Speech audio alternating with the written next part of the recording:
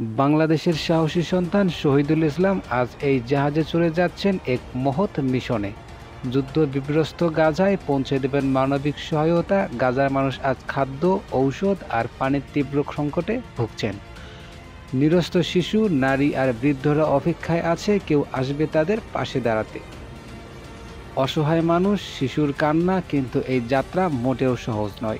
যে কোনো মুহূর্তে বাধা আসতে পারে, তবুও থেমে নেই শহীদুল ইসলাম। তার বিশ্বাস মানবতার চেয়ে বড় কিছুই হতে পারে না।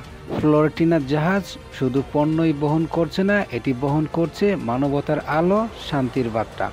শহীদুল ইসলামের এই পদক্ষেপ একদিন প্রমাণ করবে, অন্ধকার যতই গভীর হোক, মানবতার আলো নিভে যায় না। তাই আপনারা সবাই শহীদুল ইসলামের জন্য বেশি বেশি করে দোয়া করবেন, যেন তিনি সফল হতে পারে।